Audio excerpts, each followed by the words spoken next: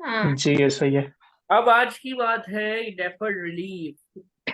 Deferred relief कब मिलता है? जब एक एसेट बेचते हैं और दूसरा खरीदते हैं, 3 साल के अंदर, बेचने के 3 साल के अंदर या बेचने से पहले 1 साल में अगर कोई एसेट खरीदते हैं तो डेफर्ड रिलीफ मिलता है। सवाल ये है कि सर जो आपने लास्ट बताया था रोल ओवर, उसकी भी तो यही कंडीशन थी। तो यस, जो रोल ओवर की कंडीशन वही डेफर्ड की कंडीशन, जो रोल ओवर की कंडीशन वही किसकी कंडीशन, वही डेफर्ड रिलीफ की condition. There is no change, there are no differences between deferred relief and roll over relief in theory.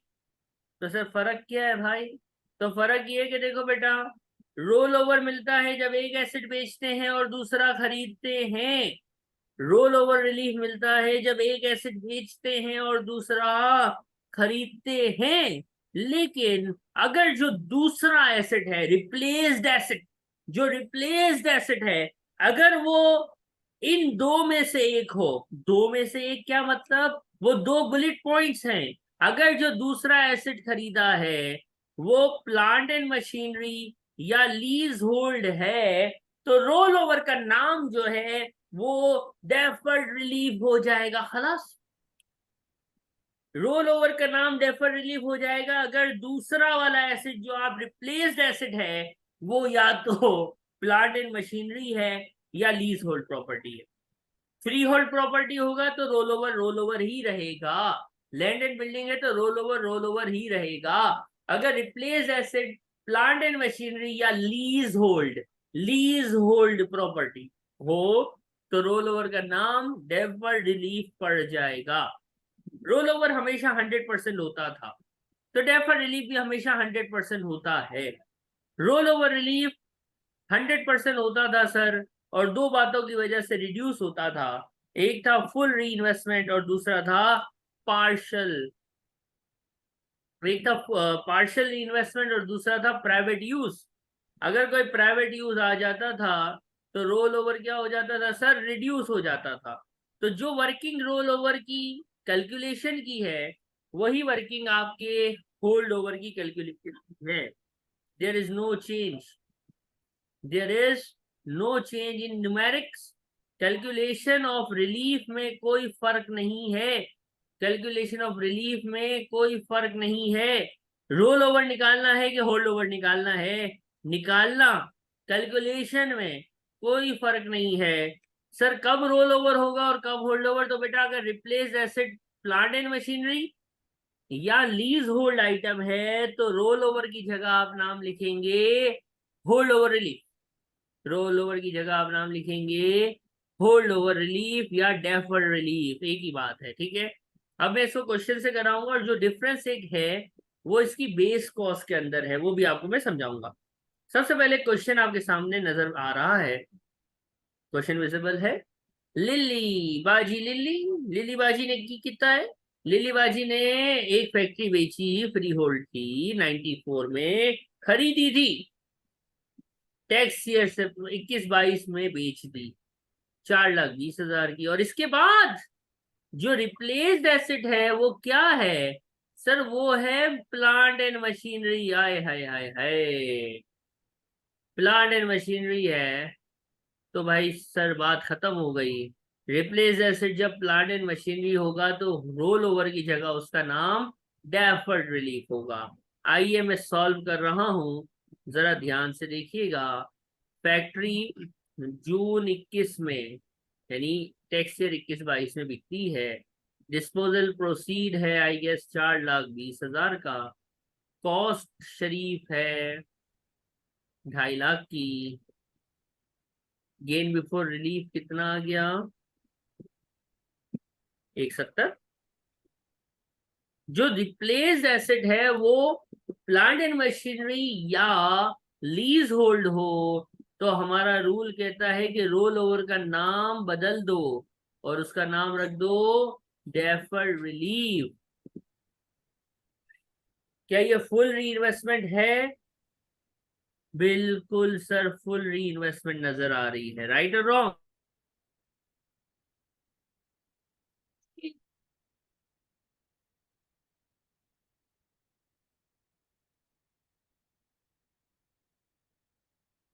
अब देखो, अब देखो, फुल री इन्वेस्टमेंट है और प्राइवेट यूज बताया नहीं है, इसका मतलब सबका सब बिजनेस यूज है। तो दोनों कंडीशन ओके हो जाएं तो रोल ओवर 100% होता था, तो डेफर्ड रिलीफ भी 100% होगा। चार्जेबल गेन निष्ठा zero, no chargeable gain. Any तकलीफ? रिप्लेस्ड नहीं।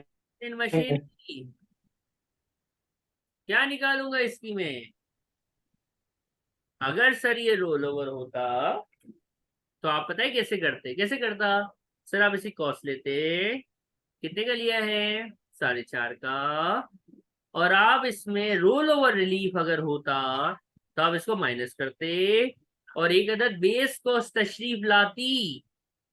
यहाँ पे मैंने क्या किया है? अरे वाह, अरे सर ये की कितना है, ये क्या किया है बाबा? तो बेटा इसका जवाब ये है कि जो फर्क है वो ये है कि रोल ओवर में बेस कॉस्ट होती है, डेफर्ड रिलीफ में बेस कॉस्ट निकालना मना है। We are not going to calculate the base cost in the event of deferred relief. और डेफर्ड रिलीफ कब होगा? जब रिप्लेस्ड एसेट जो है, जब रिप्लेस्ड एसेट जो है वो प्लांट एंड मशीनरी या लीज होल्ड होगा। ये बात समझ आई यहां तक? किसी को कोई तकलीफ? नहीं। दानियाल, सही है। अब यहां तक तो कोई मसला नहीं है। अब जब दूसरा एसेट बेचा है, रिप्लेस एसेट बेचा भी है ना, कितने का बेचा? तो वो सर्कल आ रहा है, नजर नहीं आ रहा, तभी बता दो। देखो बेटा कितने का बेचा? 475। 475। अब इसकी तो बेस कॉस्ट निकली ही नहीं है ना, कॉस्ट कितनी थी? 450। क्या आंसर आया?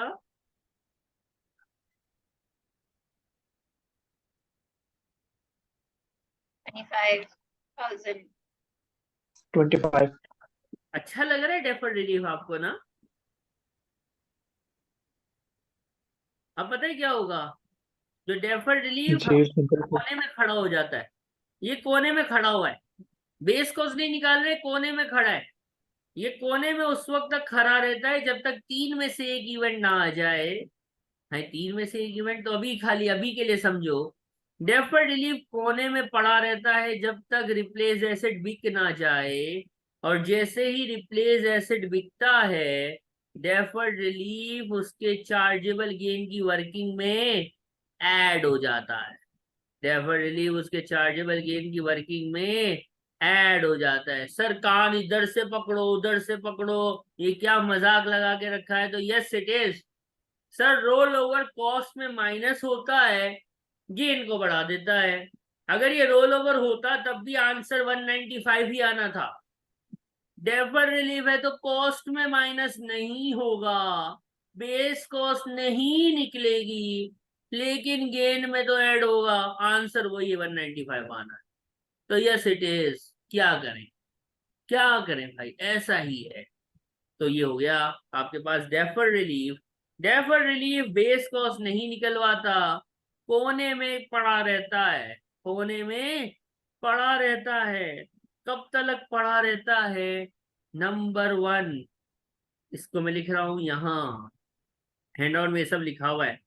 ये कोने में पड़ा रहता है जब तक आप उस एसेट को बेच ना दें। आप क्या कर दें? रिप्लेस एसेट को बेच ना दें।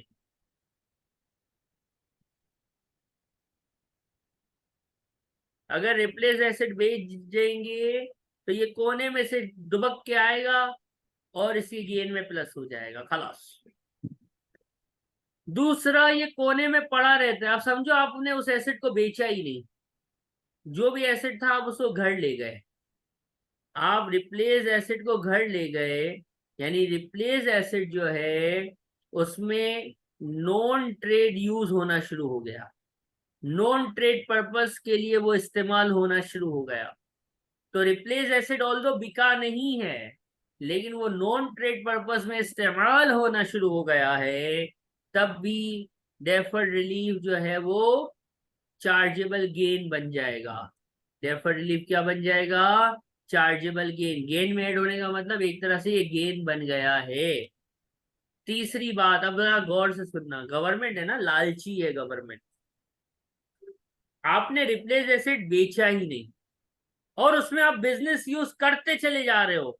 5 साल गुजर गए, 6 साल गुजर गए, 8 साल गुजर गए, गवर्नमेंट देख रही है ये कोने में गेन पड़ा हुआ है, इस पे मुझे टैक्स क्यों नहीं मिल रहा, ये कोने में रख के बैठा है।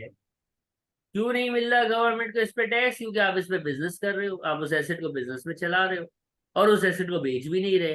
तो गवर्नमेंट के सब्र की इंतहा हो गई 10 सालों पे। गवर्नमेंट का बेटा तुम अगर अपना रिप्लेस एसेट नहीं बेचते या उसको नॉन ट्रेड पर्पज में नहीं लेके आते तो ये कोने में 10 साल तक रख सकते हो। 10 साल के बाद इस पे मुझे सीजीटी दे देना, बस 10 साल तक ये डेफर हो सकता है। इसके बाद 10वें साल पे मुझे क्या दे देना? अच्छे बच्चों की तरह, 10वें साल पे मुझे अच्छे बच्चों की तरह इस पे टैक्स दे देना।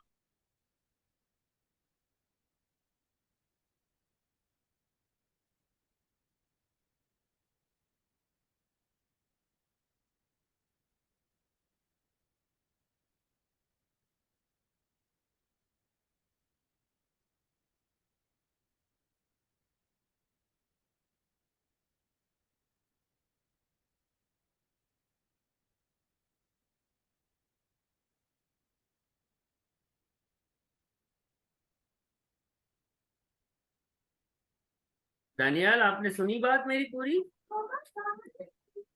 कि ये कोने में पड़ा रहता है सर ये जब तक नेट दूसरा एसेट बिक नहीं जाए, दूसरा एसेट बिजनेस यूज में सीज ना हो जाए या फिर 10 साल ना गुजर जाए। गवर्नमेंट सिर्फ आपको 10 साल तक इसको कोने में रहने देती है। अगर आप 10 सालों तक इस एसेट को नहीं बेचते तो गवर्नमेंट की बस हो गई। गवर्नमेंट कहती है बेटा अब इसको चार्जेबल गेन बना और इससे मुझे रेट के हिसाब से टैक्स दे दे। बात समझ आई है? ठीक है।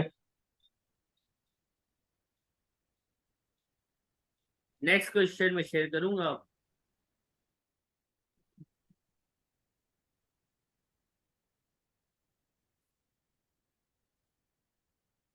अब ये हमारे हैंडआउट का क्वेश्चन नंबर 60 है। ठीक है, 60। अब इसमें आप वो ट्रिक देखोगे, छोटी सी एक ट्रिक है। आमिर साहब, ठीक है, उन्होंने एक फैक्ट्री खरीदी।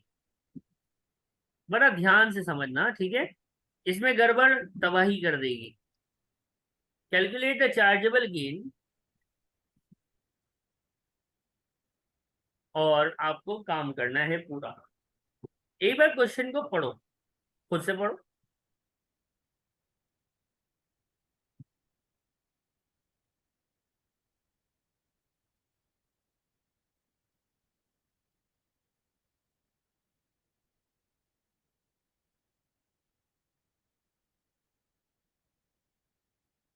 अब बात देखिए आपने, फ्री होल्ड फैक्ट्री बेची लेकिन दूसरा जो एसेट खरीदा है वो मशीन है। तो हमें ये पता चल गया और इसने आपको चार्जेबल गेन दिया हुआ है। क्या दिया हुआ है? चार्जेबल गेन दिया हुआ है। आपको इसने चार्जेबल गेन दिया हुआ है और हमें पता है जो गेन दिया होता है ना, ये बिफोर रिलीफ होता है। कितना है? सेलिंग प्राइस बता दे ताकि रिड्यूस विड्यूस करना हो तो हमें पता चल जाए। 1.5 लाख का गेन है। अब यहाँ रोल ओवर रिलीफ नहीं मिल सकता, यहाँ पे डेफर्ड रिलीफ ही मिलेगा। ऑल्दो उसने लिखा रोल ओवर है, लेकिन हमें पता है रूल क्या है कि अगर एक एसेट जो बेच के दूसरा खरीदते हैं और जो दूसरा यानी रिप्लेस एसेट है, अगर वो प्लांट एंड मशीनरी या लीज होल्ड बिल्डिंग है तो रोल ओवर का नाम डेफर्ड रिलीफ हो जाता है। ये आ गया चार्जेबल गेन। क्या फुल री इन्वेस्टमेंट है? देखो 3.5 लाख का बेचा था, 4 लाख का खरीदा है, फुल है। प्राइवेट यूज बताया नहीं है, इसका मतलब deferred relief is 100%, chargeable gain 0। लेकिन ये कब हुआ? अरे सर, ये तो मई 2010 में हुआ है। ये तो हमारे कोई बात ही नहीं हुई। मई 2010 कौन सा टैक्स ईयर होता है वैसे?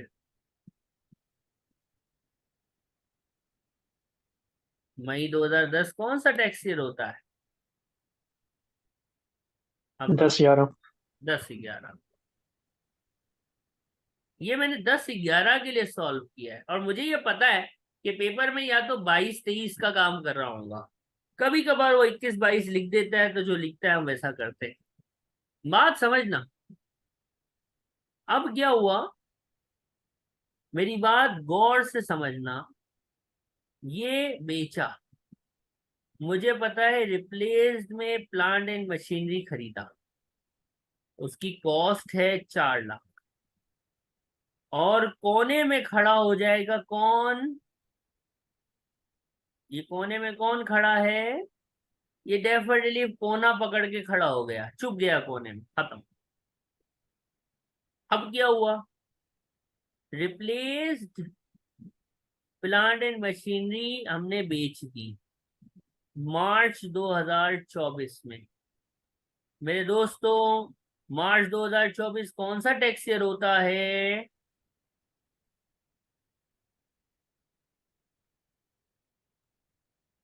मार्च 2024 कौन सा टैक्स ईयर होता है? 23 23-26 होगा। जी सॉरी, मनाल आपकी आवाज बिल्कुल नहीं आ रही है, आपका शायद माइक हिल गया है।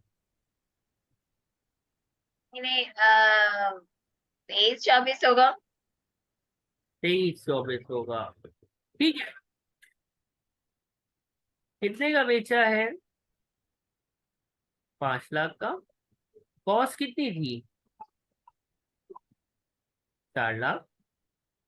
1 लाख तक हम इत्तेफाक करते, we are agreeing on 1 lakh. जी। अब मुझे एक बात बताओ, क्या इससे मैंने डेफर्ड रिलीफ ऐड करना है कि नहीं करना है? करना है। अच्छा, अब मेरी बात जरा गौर से सुकून से सुनिएगा। ये कोने में खड़ा है बाबू, ये बाबूजी कोने में खड़े हैं। ये कोने में खड़े रहेंगे जब तक इस दुनिया में 3 में से एक डेट ना आ जाए। पहला, रिप्लेस्ड एसेट जो है, रिप्लेस एसेट, आ रहे मतलब रिप्लेस एसेट, रिप्लेस एसेट बिक जाए, या replace asset non trade purpose में इस्तेमाल हो जाए, या 10 साल गुजर जाए। एम आई राइट? अब मेरी बात गौर से सुनो। क्या इस सवाल में रिप्लेस एसेट बिका है? सर कसम से बिका है, मार्च 24 में बिका है। ठीक है,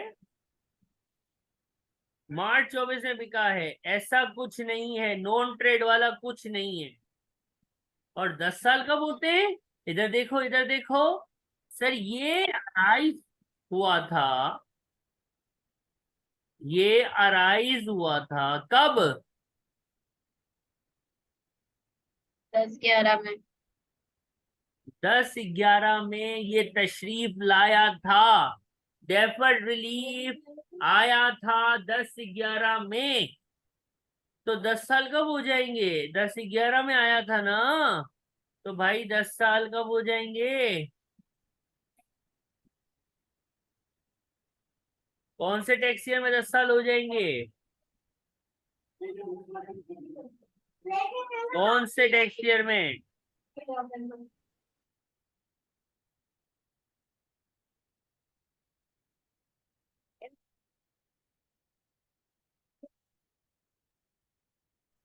जी 10 साल कब हो जाएंगे?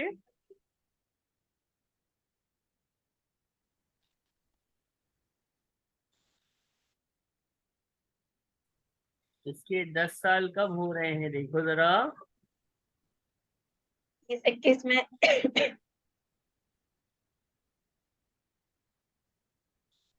मतलब 10-11 में पूछा था ना। हाँ, तो इसके 10 साल हो जाएंगे 20-21 में। अब ये 10 साल कैसे देखने हैं, ये जरा गौर से समझ लेना। ये 10 साल कब से देखने होते हैं, बड़ा गौर से समझना। ये 10 साल हम गिनते हैं कहाँ से। ये 10 साल गिनते हैं कि जिस दिन आपने रिप्लेस एसेट खरीदा होता है वहां से। जैसे कि यहाँ पे ये है जून 12, यानी ये 10 साल आपने जो एसेट बेचा है वहां से नहीं गिनने होते। आपने ये आरए है ना, रिप्लेस एसेट के ऊपर है मिस्टर दानियाल। देखो मैंने क्या बोला है वो सुनो। मैंने ये कहा है कि देखो, ये हमने दूसरा एसेट बेचा, डिस्पोजल प्रोसीड 5 लाख, 4 लाख की कॉस्ट 1 लाख आ गया। अब यहाँ पे डेफर्ड रिलीफ ऐड करना चाहिए। सर रूल तो आपने बताया करना चाहिए, और हमारे पास चार्जेबल गेन आ जाएगा। तो इस पे मैंने रोक दिया। मैंने कहा कि बेटा जी यहाँ रूल क्या है। रूल ये है कि दूसरा एसेट बिके, जो कि मार्च 24 में बिका है। दूसरा एसेट ट्रेडिंग में यूज ना हो, ऐसी कोई डेट ही नहीं है। या फिर 10 साल। 10 साल कहाँ से गिनने हैं, 10 साल जो पहला एसेट बेचा है, खरीदा था या बेचा है वहां से नहीं, रिप्लेस्ड वाला एसेट कब खरीदा है वहां से गिनने हैं। तो जून 12 है ना, तो 10 साल ऐड करोगे तो क्या आ जाएगा, जून 22 आएगा कि नहीं आएगा। जी बिल्कुल आएगा। अब मेरी बात दोनों जाने सुनिएगा। बस यहां से आपको पता चल रहा है, क्या पता चल रहा है, कि सर ये 23-24 है, यहाँ कुछ भी नहीं है। और ये अपना वाला टैक्स ईयर है कौन सा, 22-23। अब बात गौर से समझना कि सर डेफर्ड रिलीफ कोने में होता है।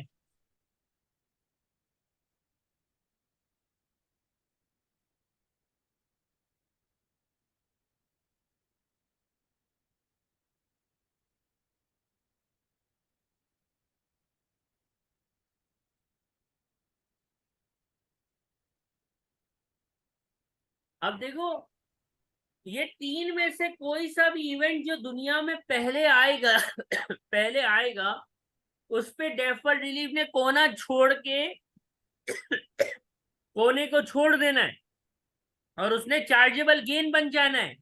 ये तीनों में से जो अर्लीस्ट डेट है वो कौन सा टैक्स ईयर है, क्या वो उसकी डेट ऑफ सेल है, कि या वो 10 साल है, क्या है। सर ये हमें दिख रहा है, अर्लियर ऑफ की बात है, अर्लियर ऑफ की बात है। अर्लियर ऑफ का मतलब ये यहाँ पे इन तीनों डेट्स में से 22-23, यानी ये एसेट को 10 साल गुजरना, इस एसेट को 10 साल गुजरना पहले हो गया है।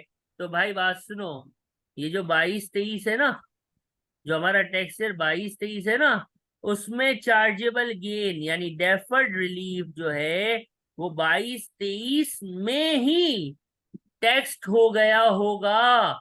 आपने एसिड बेचा उस वक्त तक डेफर्ड रिलीफ का तो कबर में जो है वो हड्डियां भी गल गई होंगी भाई। क्यों, क्योंकि हम आपके एसिड बेचने के जरूरी थोड़ी है कि जब आप एसिड बेचोगे तभी डेफर्ड रिलीफ आपका गेन में ऐड होगा, नहीं। अगर 10 साल पहले गुजर गए, अगर 10 साल पहले गुजर गए और एसिड बिका बाद में है, तो हम आपको वेट नहीं करेंगे एसिड बेचने का। हम 10वें साल जो कि जून 2022 नजर आ रहा है, जो कि टैक्स ईयर 22-23 है, उसी में इस डेफर्ड रिलीफ को, इस 1.5 लाख को कोने में से उठाएंगे और उसको चार्जेबल गेन बना देंगे। मतलब 23-24 आने तक ये गेन बचा ही नहीं है, ये गेन जिंदा ही नहीं रहा है। जब गेन ही नहीं बचा तो आप क्यों उसको ऐड करके अपना आंसर या एमटीक्यू गलत करोगे। तो इस तरह की ये ट्रिक्स होती हैं। इसका आंसर 1 लाख है कि chargeable gain for replace asset is 1 lakh. और अगर वो पूछे चार्जेबल गेन 22-23 का कितना है, तो 22-23 का चार्जेबल गेन जो डेफर्ड रिलीफ है वही चार्जेबल गेन है, और वो है 1.5 लाख। कोई सवाल है तो पूछेगा। Deferred relief complete. ऐसा ही है। समझ आ गया। जी दानियल, आपका बार बार मेरे ख्याल में डिस्कनेक्ट हो रहा था। कोई सवाल है स्पेशली आपको तो प्लीज पूछिएगा। मनाल आप भी। अच्छा, ये साले का नाम भी क्या था?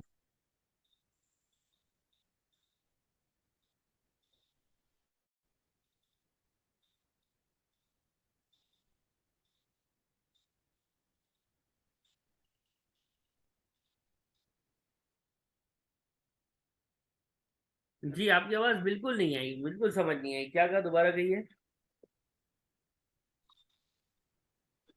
मैं नाम स्टेट बता लें। चले मैं दोबारा बता रहा हूँ। मनाल आपका कोई सवाल। नहीं। देखिए दानियल भाई, आपको ये पता है, अभी भी आपकी आवाज बहुत कट रही है। आपको ये पता है ना कि डेफर्ड रिलीफ कोने में पड़ा होता है, हाँ कि ना? जी। कब तक कोने में पड़ा रहता है? जब तक अगला एसेट बिक ना जाए, जो कि इस केस में अगला एसेट बिका है वो है मार्च 24। अगला एसेट बिजनेस से प्राइवेट यूज में ना चला जाए, वो के है ही नहीं, या फिर 10 साल गुजर जाए। 10 साल कहां से गिनने हैं? रिप्लेस एसेट की डेट ऑफ परचेज से गिनने हैं। रिप्लेस एसेट जून 12 में खरीदा था तो जून 22 हो गया। ये कोने में पड़ा रहता है जब तक इन तीन में से कोई इवेंट ना आ जाए पहले। इस सवाल में बेचा बाद में है, 10 साल गुजरे पहले हैं। तो आपका 22-23 में ये डेफर्ड रिलीफ चार्जेबल गेन बन गया होगा। और जब आपने मार्च 24 में रिप्लेस एसेट बेचा है तो डेफर्ड रिलीफ तो ऑलरेडी 22-23 में 10वें साल पे टैक्स हो चुका है, इसलिए वो आपके गेन की वर्किंग में ऐड नहीं होगा इन 23-24। इसलिए आपका आंसर 23-24 का गेन 1 लाख ही रहेगा। बात समझ आई? ये मैंने थोड़ा सा रिकैप किया। इसके बाद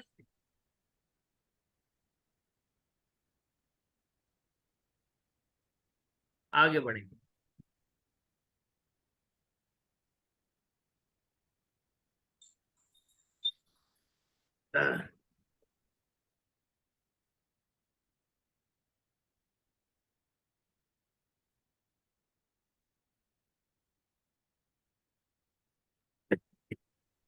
डेफर्ड रिलीफ के बाद हमारे पास अब आएगा नेक्स्ट रिलीफ। नेक्स्ट रिलीफ हमारे पास है गिफ्ट रिलीफ। गिफ्ट रिलीफ क्या होता है? गिफ्ट रिलीफ उस वक्त अप्लाई होता है जब आप गिफ्ट देते हैं। जब आप क्या देते हैं? जब आप गिफ्ट देते। गिफ्ट कौन किसको दे सकता है? कोई भी किसी को भी दे सकता है, लेकिन आपको एक रूल याद है, स्पाउस रूल। वो हमने पढ़ लिया है अलग से। हस्बैंड वाइफ या सिविल पार्टनर्स आपस में कोई गिफ्ट दें तो वो एग्जेम्प्ट है, ये याद है ना? तो ये gift relief other than spouse पे अप्लाई होने वाला रिलीफ है। इसका मैं एक छोटा सा चार्ट बनाऊंगा। इस टेबल को आपने याद करना है। देखो भाई, gift, gift relief, gift relief याद रखना हमेशा बिजनेस एसेट्स पे होता है। बिजनेस एसेट गिफ्ट करोगे तभी मिलेगा, वरना नहीं मिलेगा। गिफ्ट रिलीफ में दो तरह की सिचुएशंस होती है। एक होता है गिफ्ट, आप जो गिफ्ट चीज कर रहे हो ना, वो या तो एसेट होगी, या आप जो चीज गिफ्ट कर रहे हो ना वो शेयर्स होंगे। अब बिजनेस एसेट का मतलब क्या होता है? एसेट का केस हो तो बिजनेस एसेट का मतलब क्या होगा? Used in trade. ऐसा एसेट जो बिजनेस में इस्तेमाल हो रहा हो। ऐसा एसेट जो बिजनेस में इस्तेमाल हो रहा हो। बात समझ आई? लेकिन सर, शेयर्स, अगर कोई किसी को शेयर्स गिफ्ट करेगा तो फिर ये कैसे पता चलेगा कि ये शेयर्स बिजनेस है कि प्राइवेट है। तो शेयर्स में आपको आइदर मतलब इन दोनों में से एक कंडीशन मीट करवानी है। अनकोटेड शेयर्स होने चाहिए, अनकोटेड कंपनी के शेयर्स होने चाहिए। शेयर्स ऑफ, यानी गिफ्ट रिलीफ क्लेम करने के लिए जो शेयर्स आप गिफ्ट कर रहे हो ना, वो शेयर्स कौन सी कंपनी के होने चाहिए? वो शेयर्स अनकोटेड कंपनी के होने चाहिए। अनकोटेड कंपनी किसको बोलते हैं? जो स्टॉक एक्सचेंज में रजिस्टर्ड नहीं होती। या फिर वो शेयर्स आपकी पर्सनल कंपनी के होने चाहिए। सर ये पर्सनल कंपनी क्या होती है? सर ये पर्सनल कंपनी क्या होती है? तो इसका जवाब बड़ा आसान है। ऐसी कंपनी जिसमें आपकी होल्डिंग मतलब ओनरशिप, होल्डिंग मतलब ओनरशिप या वोटिंग राइट्स, दोनों में से कोई एक चीज 5% या इससे ज्यादा हो। यानी आप गिफ्ट रिलीफ क्लेम करते हैं एसेट के केस में उस वक्त जब आप कोई बिजनेस एसेट, कारोबार में चलता हुआ एसेट किसी को तोहफे में दे देते हैं। और शेयर्स के केस में आप गिफ्ट रिलीफ क्लेम करते हैं उस वक्त जब वो शेयर्स जो हैं वो क्या होते हैं? वो आपकी पर्सनल कंपनी के शेयर होते हैं। मतलब ऐसी कंपनी जिसमें आपकी होल्डिंग या वोटिंग राइट्स 5% या इससे ज्यादा हो, या फिर वो कंपनी अनकोटेड हो। ये जरा लिखिएगा, और कोई सवाल है तो बताइए।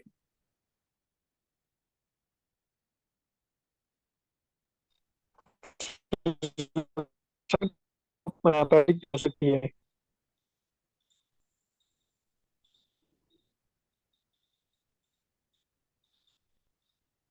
दानियल आपकी आवाज बहुत डिस्टर्ब है, मुझे कुछ समझ नहीं। आप चैट बॉक्स में लिख दोगे तो मैं पढ़ लूंगा। जी मनाल, आप कुछ कह रही हैं?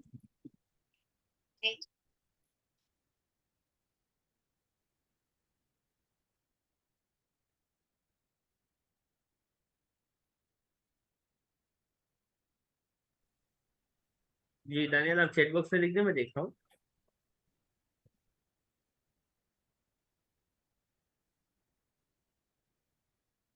फाइन, अच्छा ओके। असल में आपके यहाँ मेरे ख्याल में नेट आज बहुत डिस्टर्ब है, तो खैर चले, यहाँ तक हो गया। अब गिफ्ट रिलीफ मिला। अब गिफ्ट की दो तरह की टाइप्स होती हैं। टाइप्स ऑफ गिफ्ट, गिफ्ट की दो टाइप्स होती हैं। एक होता है मुफ्ता, प्योर मुफ्ता। प्योर मुफ्ता मतलब जिसके बदले में कुछ भी ना मिले। यानी आपने अपने बेटी को 5 लाख रुपए की कोई चीज दे दी, 5 लाख रुपए की कोई चीज आपने अपनी बेटी को दे दी, तो इट्स कॉल्ड प्योर गिफ्ट, मुफ्ता। यानी जिसके बदले में आपने कुछ भी चार्ज नहीं किया हो। दूसरा होता है मार्केट वैल्यू से सस्ता किसी को बेचना, sale at below market value, यानी इसको हम कहते हैं sale at under value. Gift करोगे लेकिन कैसे? 5 लाख की चीज 1 लाख में किसी को दे दोगे, 5 लाख की चीज किसी को 1 लाख में दे दोगे, तो इसको हम क्या बोलेंगे? इसको हम बोलेंगे सेल एट अंडर वैल्यू। ये दो टाइप्स है, और पूरी वर्किंग जो है ना, जो गिफ्ट रिलीफ का फार्मूला है, वो पूरा फार्मूला डिपेंड करता है ये गिफ्ट है क्या, ये प्योर गिफ्ट है कि सेल एट अंडर वैल्यू है। इस पे ये पूरा फार्मूला, पूरी कहानी डिपेंड करती है। Got my point? अब इसके बाद आपको पता है एक बात, फार्मूला स्टार्ट होता है हमेशा डिस्पोजल प्रोसीड से। गिफ्ट के केस में डिस्पोजल प्रोसीड से स्टार्ट नहीं होगा। आपका फार्मूला, आपका फॉर्मेट हमेशा मार्केट वैल्यू से स्टार्ट होगा। ये बात याद रखिएगा। गिफ्ट के केस में हम डिस्पोजल प्रोसीड से स्टार्ट नहीं करते, हम आंसर को गिफ्ट के केस में मार्केट वैल्यू से स्टार्ट करते हैं। गिफ्ट के केस में हम अपने आंसर को मार्केट वैल्यू से ही स्टार्ट करेंगे। ये कुछ इसकी थ्योरी है। और एक और आखिरी बात है, एक डेट है, हैंडआउट में भी लिखी हुई है, 5 अप्रैल। टैक्स ईयर है 22-23। इसमें क्लेम करना चाहते हो अगर गिफ्ट रिलीफ, टैक्स ईयर है 22-23, और इसके लिए अगर क्लेम करना चाहते हो गिफ्ट रिलीफ, तो आपको 5 अप्रैल 2027 तक गवर्नमेंट को नोटिफाई करना है या क्लेम कर लेना है। इससे लेट करोगे तो फिर आपका गिफ्ट रिलीफ जाया हो जाएगा, नहीं मिलेगा। रोल ओवर रिलीफ में भी उसकी एक डेट मैंने बताई थी।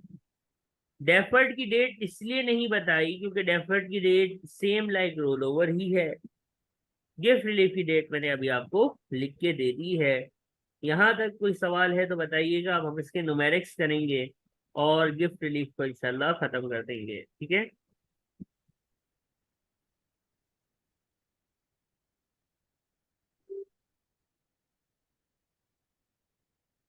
कोई सवाल नहीं है?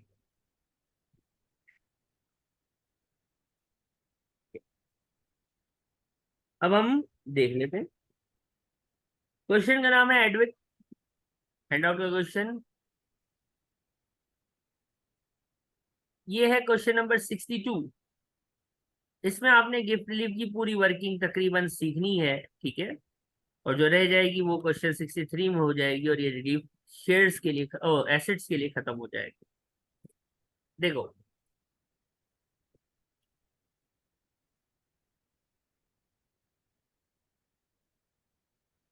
एडविक हैं,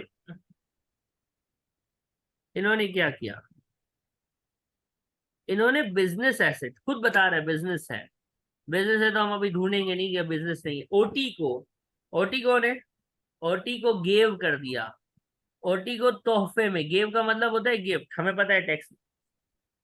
जब उसकी मार्केट वैल्यू 40,000 थी और इलेक्ट किया कि भाई अब होल्ड ओवर करेंगे, होल्ड ओवर गिफ्ट रिलीफ का ही नाम है, गिफ्ट रिलीफ को ही होल्ड ओवर रिलीफ भी बोलते हैं। जब गिफ्ट होता है तो जो डोनर होता है उसके लिए वर्किंग क्या होती है, एडविक के लिए मार्केट वैल्यू से चलते हैं। मार्केट वैल्यू 40,000, कॉस्ट कितनी थी सर, 25,000। गेन नॉर्मल केस में इसको चार्जेबल गेन, लेकिन कभी कोई रिलीफ हो तो गेन बिफोर रिलीफ कितना सर, 15,000। गिफ्ट हुआ है, बिजनेस एसेट है ना, बिजनेस एसेट है तो गिफ्ट रिलीफ मिलेगा। क्या ये प्योर,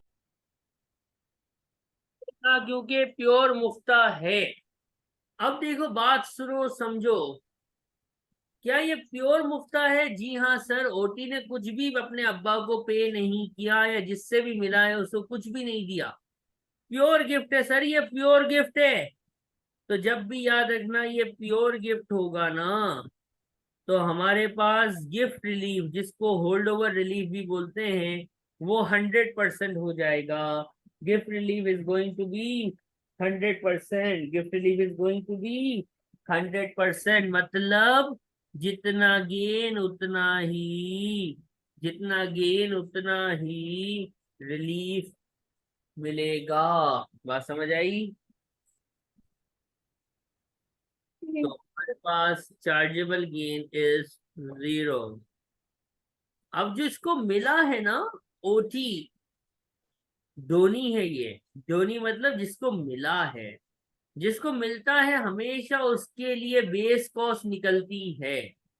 यानी गिफ्ट रिलीफ भी एक टोपी ड्रामा ही है, वो भी दूसरी पार्टी के लिए बेस कॉस्ट निकलवा देता है।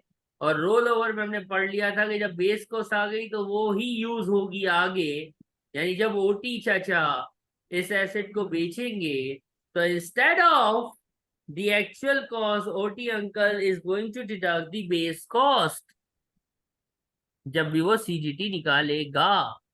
तो ये हो गया हमारे पास प्योर गिफ्ट का सिनेरियो, कि प्योर गिफ्ट के केस में गिफ्ट रिलीफ 100% होता है, फॉर्मेट में मार्केट वैल्यू यूज होती है इंस्टेड ऑफ डिस्पोजल प्रोसीड्स, और बेस कॉस्ट भी मार्केट वैल्यू की बेस पे ही कंप्यूट की जाती है। Any questions please? नहीं सही है। अब हम आते हैं, आप चैट बॉक्स में लिख दीजिएगा। ओके, अब आते हैं एक अगली कहानी पे। रोनाल्ड है, कैलकुलेट गेन हेल्ड ओवर। अगर रेगन उस एसेट को बेचे तो, रेगन रेगन कौन है, पढ़ते हैं क्वेश्चन। रोनाल्ड ने एक वेयरहाउस खरीदा 20,000 का, गेव का वर्ड आ गया, तोहफा, अपने बेटे को दे दिया। मार्केट वैल्यू 52,000 थी और इन्होंने गेन रिलीव करने के लिए, होल्ड ओवर के लिए क्लेम कर लिया है, और रोनाल्ड जो है उसने इस एसेट को बेच दिया है। हम ए पार्ट कर रहे हैं जिसमें कोई सेलिंग प्राइस गिवन नहीं है, इसका मतलब ये प्योर मुफ्ता है, प्योर गिफ्ट है। रोनाल्ड के लिए अगर मैं वर्किंग करूं, उसने तो आपसे सिर्फ रेगन पूछा है, लेकिन रोनाल्ड की वर्किंग किए बगैर, यानी अगर चलो रेगन पूछा है ना, रेगन रेगन के लिए कैसे होगा, डिस्पोजल प्रोसीड्स। और रुकिए जरा, रुको सर, रेगन ने जो ये एसेट बेचा है ना, ये तोहफे में मिला था, और तोहफे वाले एसेट में कॉस्ट नहीं बेस कॉस्ट होती है। चलो बेटा हम फंस गए, यानी अब चलो रिवर्स, चलो रिवर्स, बेस कॉस्ट निकालो। बेस कॉस्ट निकालने के लिए मार्केट वैल्यू पकड़ो जिस दिन इसको तोहफा मिला था, और गिफ्ट रिलीफ भी लेके आओ क्योंकि प्योर गिफ्ट है, गिफ्ट रिलीफ भी निकालो तो बेस कॉस्ट आएगी। अब गिफ्ट रिलीफ के लिए बब्बा जी की वर्किंग करो, तो ये इस तरह से घूम रहे होते हैं हम, और यहाँ पे गिफ्ट है तो हमने मार्केट वैल्यू पे काम करने का। मार्केट वैल्यू कितना है भाई, जब तोहफा दिया था उस वक्त थी 5252। अब्बा जी ने कितने में खरीदा था, अब्बा जी bought it for 20,000। Gain before relief is 32,000। आगे बढ़ेंगे, क्या ए रिक्वायरमेंट में कोई सेलिंग प्राइस नजर आती है? सर बिल्कुल भी नहीं आती। ए रिक्वायरमेंट में there is no selling price at all. इसका मतलब हाजा प्योर गिफ्टन, कंप्लीट मुफ्ता, और कंप्लीट मुफ्ते में 100% गिफ्ट रिलीफ होता है। टक टक, मार्केट वैल्यू 52 थी, गिफ्ट रिलीफ आ गया, टंग टंग टंग टंग 20,000। टिंग टिंग, बेस कॉस्ट 20,000, चार्जेबल गेन 75। और ये 75 आपने एमटीक्यू का आंसर टाइप करना था। ये मैंने पूरा घूम लिया और आंसर निकाल दिया। प्योर गिफ्ट ए सिखाया था एडविक में। कोई सवाल?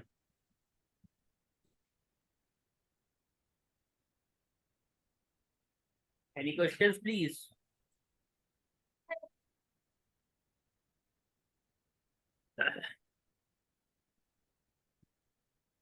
मिस्टर दानियाल।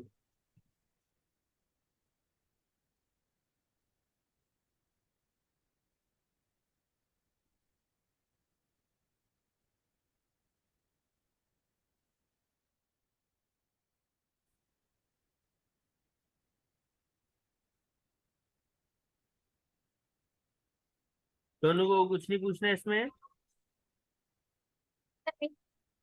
जी दानियाल, कुछ पूछना है आपको?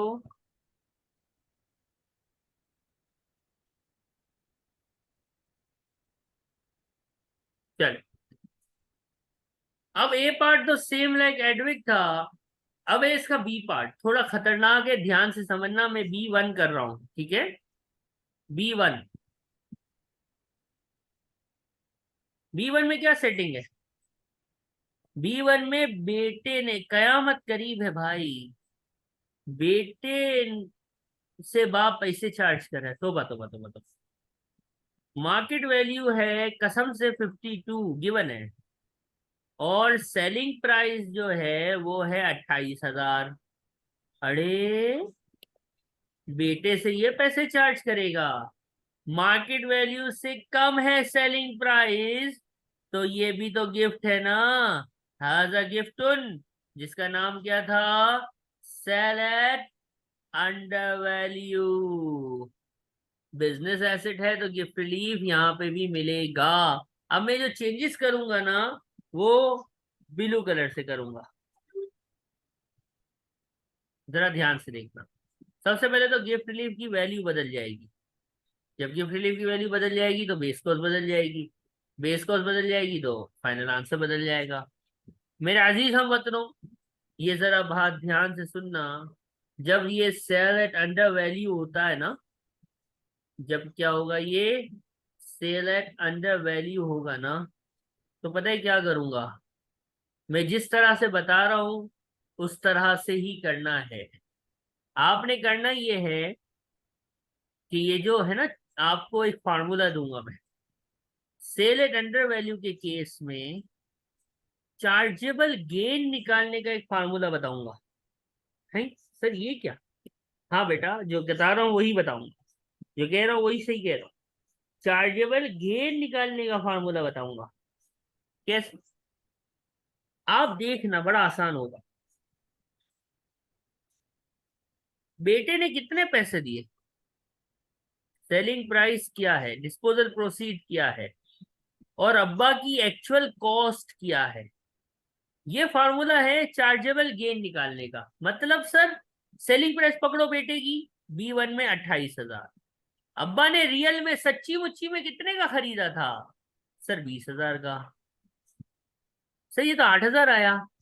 8,000 इज योर चार्जेबल गेन। हमेशा ये प्लस में आना है, अगर ये माइनस में आ जाए तो जीरो लिख देना, प्लस में आ जाए तो चार्जेबल गेन है, प्लस में आएगा तो चार्जेबल गेन है। अगर ये फार्मूले का आंसर इफ माइनस में आ जाए तो जीरो लिख देना, जीरो चार्जेबल गेन। मेरी बात सुनो, मेरी बात समझो, क्या होगी सेटिंग अब। सर 8,000 तो गेन हो गया, तो गिफ्ट रिलीफ कहाँ आया? तो बेटा ये अलाउ है और किट भी इसी तरह करती है। Balancing figure is going to be called the gift relief. ऐसा क्वेश्चन किट के एक एमटीक्यू में है जिसमें उसने आपसे डायरेक्ट गिफ्ट रिलीफ पूछा है और 75,000 उसका आंसर है। ठीक है, वो अब आप करेंगे तो ये हमारे पास कितना आएगा, मेरे ख्याल में 24,000 आएगा। जी। यानी यानी कि सर, जब भी सेल एट अंडर वैल्यू होगी gift relief is always a balancing figure, so yes, and chargeable gain is going to be calculated through this formula. Yes, तो बेहतरीन हो गया। बेस कॉस्ट कितनी आती है इसकी, 28 आई गेस, चेक कर लेना जरा, तो मैं डायरेक्ट कर रहा होता हूँ। 95 माइनस 28, बेटे ने बेचा है 95 का, तो वो कितना आ जाएगा,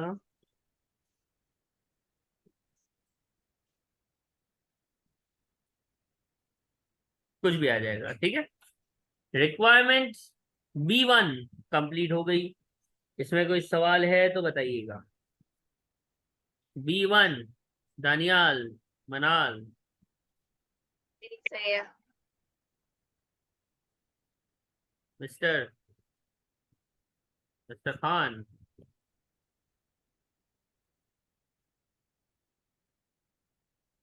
लगता है उनका नेट सही नहीं चल रहा। Fine, okay okay okay. अब मैं आता हूँ B2 पे। B2 ऐसी चीज है जो आप खुद भी बता सकते हैं। चलो भाई, B2 भी सेल एट अंडर वैल्यू का केस है कि नहीं है? कैसे पता चल रहा है सेल एट अंडर वैल्यू का केस है? सर देख लेना, अब्बा इस पे चार्ज कर रहे हैं 18,000, मैं ब्लैक कलर से लिखूंगा the changes. Sale at under value है ना, ये फार्मूला लगा दो ना सर, लगा देते बेटा, टेंशन नहीं लो, फार्मूला लगा दे। क्या है सर, सेलिंग प्राइस 18 है। अच्छा भाई, 18 है, एक्चुअल कॉस्ट 20 थी। अरे बाबा, आंसर क्या आएगा, -2,000, राइट? आंसर क्या आएगा, जी। सर कसम से कैलकुलेटर -2000 दिखा रहा है, लेकिन हम तो टैक्स वाले हैं ना। हमने क्या सीखा है भाई, गेन आता है, कभी भी गेन नेगेटिव में नहीं होता, जीरो आ जाएगा। यानी the chargeable the gift relieve is 32,000। 100%। 100%, you are absolutely correct. And the answers I am just plotting. ये बेस कॉस्ट तशरीफ ले आई है और बेस कॉस्ट यहाँ से माइनस हो गई, तो ये आ गया। That's it. Gift relief for assets. Asset मतलब पेंटिंग, मकान, दुकान, गाड़ी, गाड़ी पे तो सीजीटी होता ही नहीं, एग्जाम होती है, सॉरी। घर, cottage, painting, wash, machine, plant, equipment, कोई भी बिजनेस में इस्तेमाल होने वाली। घर भी वही जो बिजनेस में इस्तेमाल हो रहा हो। अगर घर में प्राइवेट रेजिडेंस है, अपना जाती घर है जिसमें ऑफिस नहीं है, प्राइवेट है, तो उस पर तो गिफ्ट रिलीफ होगा ही। ऐसी चीजें, ऐसे एसेट्स जिसमें बिजनेस यूज है, उस पे गिफ्ट रिलीफ या तो प्योर गिफ्ट की फॉर्म में या sale at under sale at under value की फॉर्म में अप्लाई होता है। कोई तकलीफ है तो प्लीज बताइएगा। नहीं ठीक।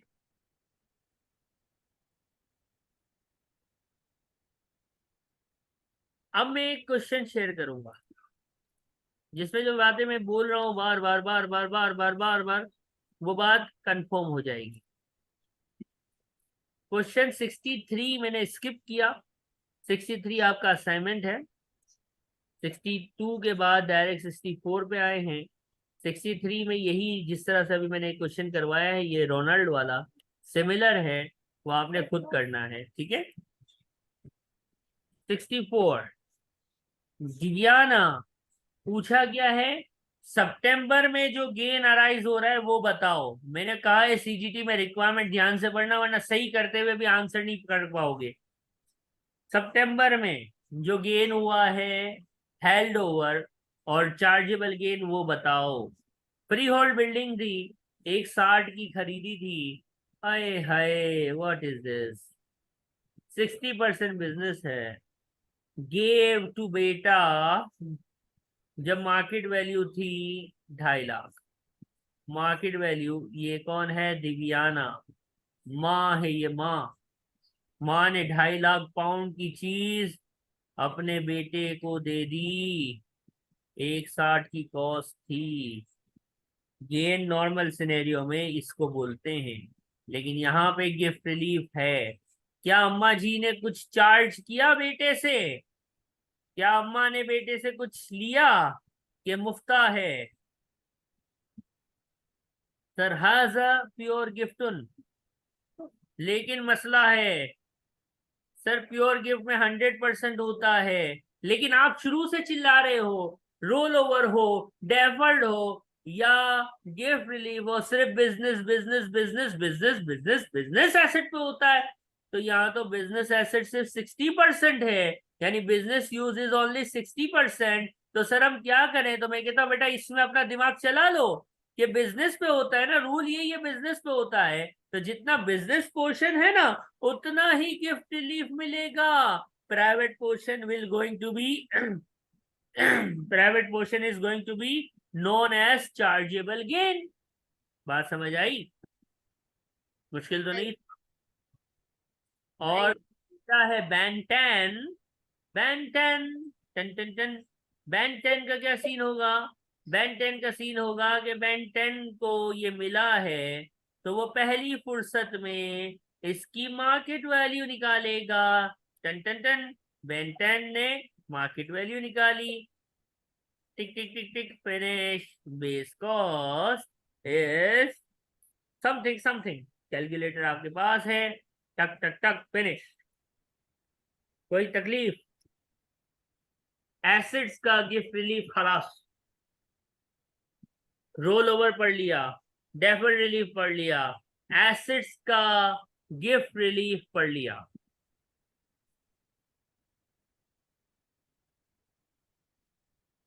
मिस्टर कश्मीर, कोई सवाल?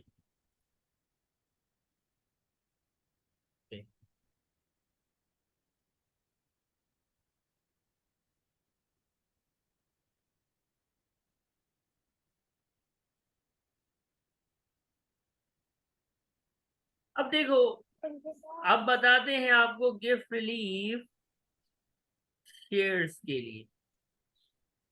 शेयर्स के लिए गिफ्ट रिलीफ कैसे निकलता है? तो chargeable gain before relief multiply by CBA divided by CA। हाँ सर, ये क्या लिखते रहते हो? तो बेटा ये ऐसे ही है, हैज अ टैक्स। किसने बोला था ACCA करो? अब करने आ गए हो तो अब करो। गिफ्ट रिलीफ फॉर शेयर्स, इसकी कंडीशन क्या है, कब है?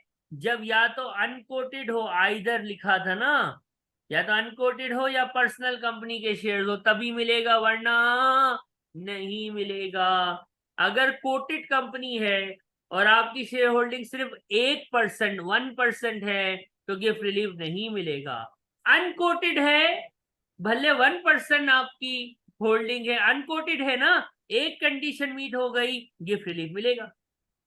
कोटेड कंपनी है, मिसाल के तौर पे आपने शेल पेट्रोलियम, जो कि एक कोटेड कंपनी है, उसके शेयर्स अपनी बेटी को गिफ्ट करे, और शेल पेट्रोलियम में आपकी 6% होल्डिंग है, 6%, एक कंडीशन मीट हो गई ना 5% वाली, गिफ्ट रिलीफ मिलेगा।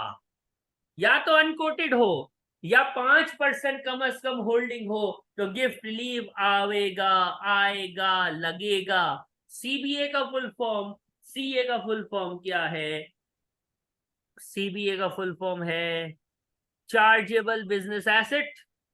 ये आपके सामने हैंडआउट में मैंने खोल दिया, चार्जेबल बिजनेस एसेट। और CA का फुल फॉर्म है चार्जेबल एसेट। अब सवाल है, सर व्हाट इज दिस?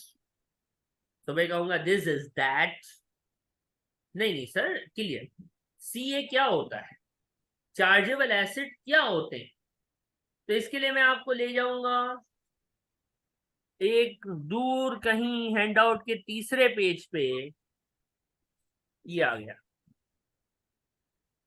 और मैं कहूंगा बेटा, एक वक्त था हमने आपसे कहा था कि अच्छे बच्चों की तरह एग्जाम्ट की लिस्ट को याद कर लेना। याद है? बोला था ना कि एग्जाम्ट आपको याद होने चाहिए। जो एग्जाम्ट से हटके होगा वो चार्जेबल एसेट है। क्या बोला, दोबारा सुनो। जो एग्जाम्ट एसेट नहीं है वो चार्जेबल एसेट है, बस सिंपल। यानी जो गाड़ी नहीं है, मेन रेजिडेंस नहीं है, कैश रिसीवेबल, चैटल जो 6,000 वाला चक्कर था, डैमेजेस फॉर लाइफ इंश्योरेंस या QCB या गिल्ड्स या NSNI सर्टिफिकेट या फॉरेन करेंसी या इन्वेंट्री या प्राइस बॉन्ड या डेट स्टेट, अगर इनमें से नहीं है तो वो चार्जेबल एसेट है। चार्जेबल एसेट क्या होते हैं?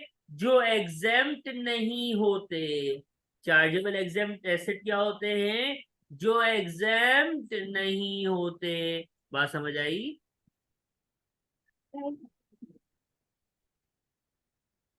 तो सर ठीक है, ये बात समझ आ गई। चार्जेबल एसेट क्या होते हैं सर, ये बात आपने बता दी, हमने नोट भी कर ली। Chargeable assets are all the assets which are not exempt asset.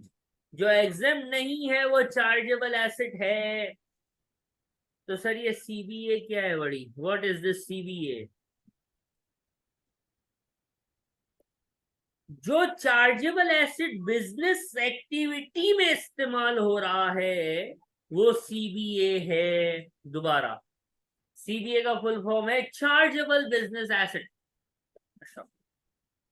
वो चार्जेबल एसेट जो बिजनेस एक्टिविटी में इस्तेमाल हो रहा है वो आपका CBA कहलाता है।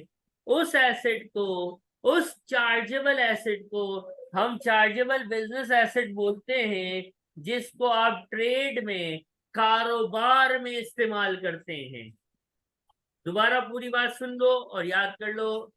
हर एसेट जो एग्जेम्प्ट नहीं है वो चार्जेबल एसेट है। हर एसेट जो एग्जेम्प्ट नहीं है वो चार्जेबल एसेट है। और जो चार्जेबल एसेट बिजनेस में, ट्रेड में, कारोबार में इस्तेमाल हो रहा है वो चार्जेबल बिजनेस एसेट है। ठीक है, बात समझ आई? ये याद रहेगा, जी। बस पेपर देने तक याद रखो, पेपर देने के बाद भूल जाना। हर एसेट जो एग्जाम नहीं है वो चार्जेबल एसेट है, और जो चार्जेबल एसेट बिजनेस में इस्तेमाल हो रहा है वो चार्जेबल बिजनेस एसेट है। ठीक हो गया? अब देखो, आप दोनों ने F7 पढ़ा हुआ है, तो एक चीज मैं बताता हूँ यहाँ पे, F6 के बच्चे जो होते हैं ना, सिर्फ उनको इन्वेस्टमेंट प्रॉपर्टी, ये वो चीज है जो एग्जामिनर अज्यूम करता है कि आपको पता है, बाकी टेक्स्ट में हर चीज जो है वो डिफाइन होती है। इन्वेस्टमेंट प्रॉपर्टी क्या होती है? IS40 कहता था, अम्मी जान कहती थी, तो यहाँ IS40 कहता था।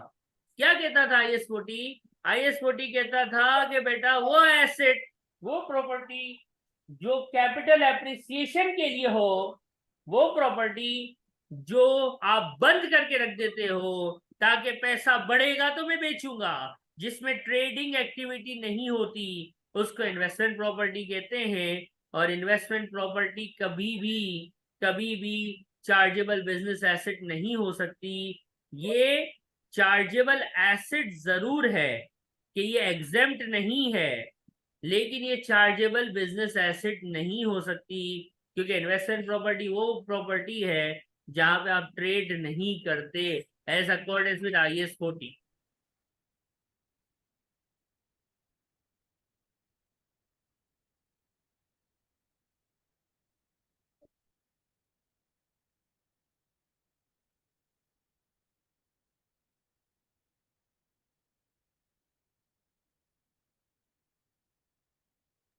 कोई सवाल है आप लोगों के जहन में यहाँ तक? कॉपी भी कर लिया है?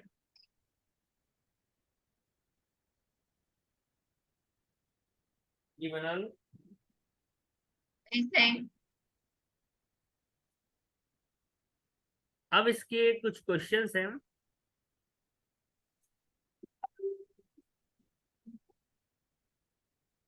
क्वेश्चन का नाम है जिंगमिंग। जिंगमिंग, ये आया क्वेश्चन आपकी स्क्रीन पे, टक। पहले क्वेश्चन को सुकून शांति से, इत्मीनान के साथ रीड कीजिएगा।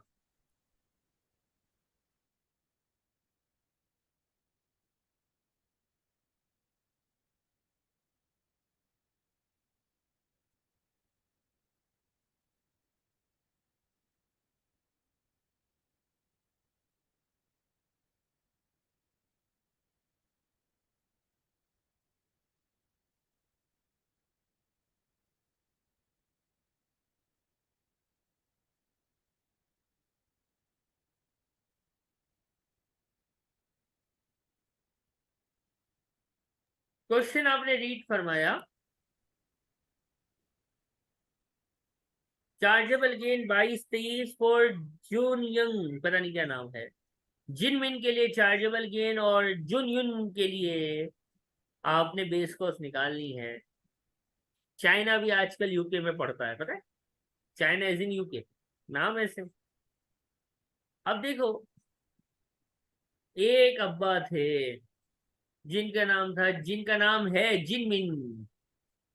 वो एक कंपनी में 10% शेयर होल्ड करते थे। एक दफा का जिक्र है, उनका दिल हुआ और उन्होंने बेटी को करोड़पति कर दिया। गेव बेटी को तोहफतुन, तोहफे में शेयर्स दे दिए। आपको पता है, जब भी गेव या गिफ्ट आएगा तो क्वेश्चन चलना मार्केट वैल्यू से ही है। वो प्योर गिफ्ट हो, वो सेल एट अंडर वैल्यू हो, वो कुछ भी हो, वो शेयर्स हो, वो एसेट हो, वट एवर, गिफ्ट है, गेव लिखा है, तो अपन चलेगा मार्केट वैल्यू से बस। और इस सवाल में डायरेक्ट आपको गेन निकाल के दिया हुआ है। ये से मैंने आपको बताया है कि हमने चलना मार्केट वैल्यू से है। इसके बाद कॉस्ट होगी इस क्वेश्चन में, तो ठीक है, डायरेक्ट उसने चार्जेबल गेन हमें दे दिया है। हमें पता है जो चार्जेबल गेन दिया होता है वो हमेशा बिफोर एप्लीकेबल रिलीव्स होता है। 7 लाख आ गया। अब आएगा क्या, गिफ्ट रिलीफ। मसला है सर ये शेयर्स हैं, तो क्या टेंशन है, शेयर्स वाला फार्मूला लगा देंगे। सर फार्मूला क्या है याद नहीं आ रहा, तो बेटा फार्मूला याद दिलाते, CBA divided by CA। Gain कितना है 7 lakh, CBA divided by CA। मैं यहीं पे लिख दूंगा, ठीक है, और ये चार्जेबल गेन आ जाए। सर आप जो लिख रहे हैं वो स्क्रीन पे नहीं आ रहा है। ऐसा क्यों, अब आ रहा है? अब आया है।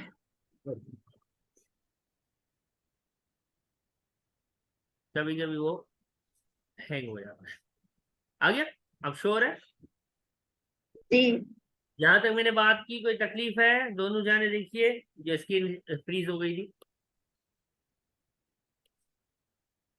नहीं सही है।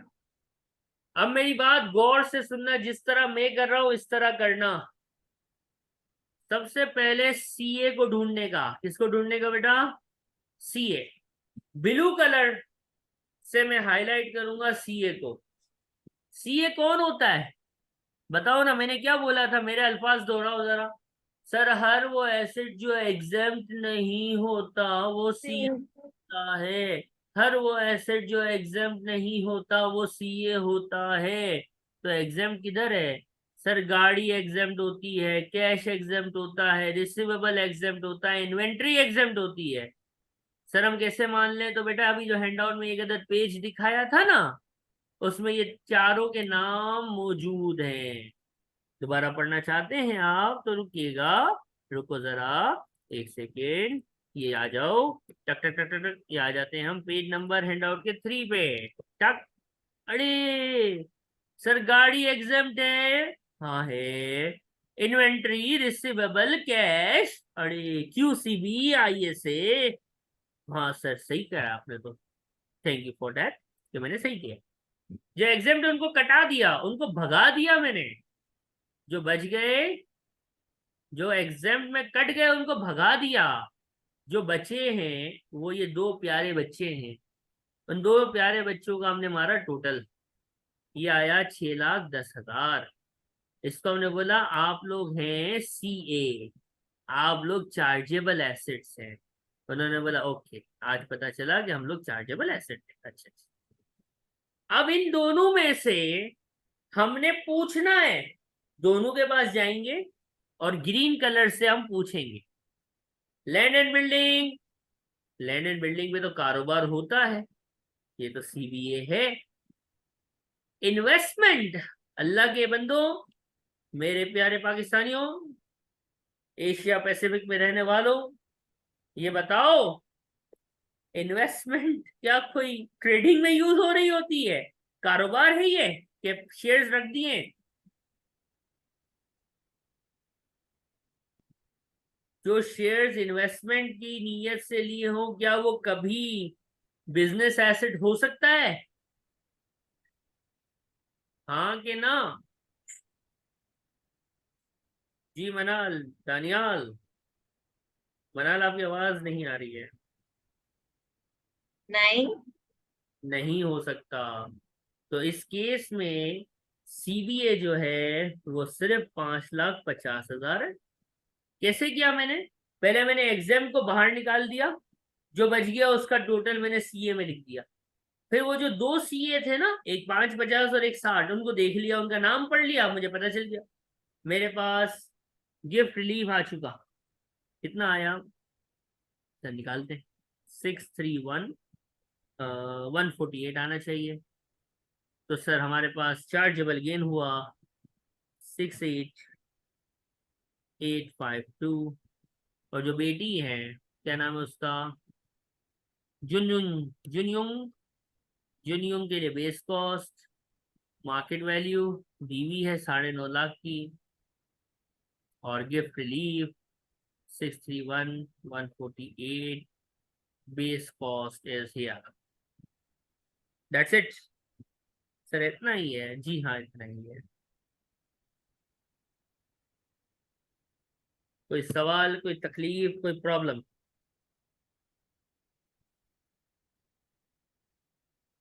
मैंने डेट बता दी है, गिफ्ट रिलीफ क्लेम करना हो 22-23 के लिए, तो आपने 5 अप्रैल 2027 तक 5 अप्रैल 2027 तक गवर्नमेंट को क्लेम कर लेना है, वरना गिफ्ट रिलीफ नहीं मिलता।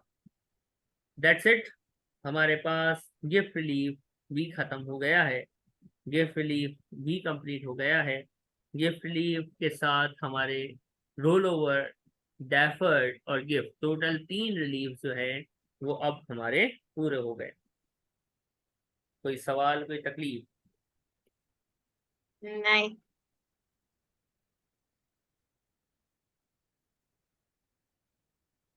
अब ये असल में एक ऐसी चीज है कि ये पूरी किट में इस तरह का क्वेश्चन नहीं है। किट में गिफ्ट रिलीफ और शेयर्स का क्वेश्चन जरूर है। I am not saying kit में ऐसा सवाल गिफ्ट रिलीफ और शेयर्स है ही नहीं। सवाल है, मैंने आज ही सॉल्व करवाया है किसी को, लेकिन उसमें सीबीए और सीए दिया हुआ है। अब जब सीबीए और सीए दोनों चीजें दी हुई होंगी तो इज इट डिफिकल्ट? ये डिफिकल्ट उस वक्त बनता है जब सीबीए और सीए दिया हुआ नहीं होता और आपको इस तरह से पकड़ना पड़ता है। तो इसलिए एक क्वेश्चन है, प्रैक्टिस के लिए है। इसका आंसर मुझे आप लोग बताएंगे। देखो, इसमें गिफ्ट रिलीफ क्यों मिला था? क्योंकि ये पर्सनल कंपनी थी, 10% से ऊपर शेयर्स थे। ऑल्दो ये पब्लिक लिमिटेड कंपनी हो, मसला नहीं है, दोनों में से एक शर्त पूरी करनी है ना। फ्रेड के पास 100% होल्डिंग है, बस खत्म हो गई बात। 5% से ज्यादा होल्डिंग हो फिर और या फिर वो अनकोटेड हो तो गिफ्ट रिलीफ मिलता है, यानी इस केस में भी गिफ्ट रिलीफ मिल जाएगा। मेन आपको मुझे इसका सिर्फ मुझे ये बता दो, चार्जेबल गेन कितना होगा। बेस कॉस्ट में तो कोई गलती होनी नहीं है, चार्जेबल गेन सिर्फ मुझे बता दो। सीबीए और सी अगर सही आइडेंटिफाई किया तो सही आएगा, वरना नहीं। बताइए शाबाश।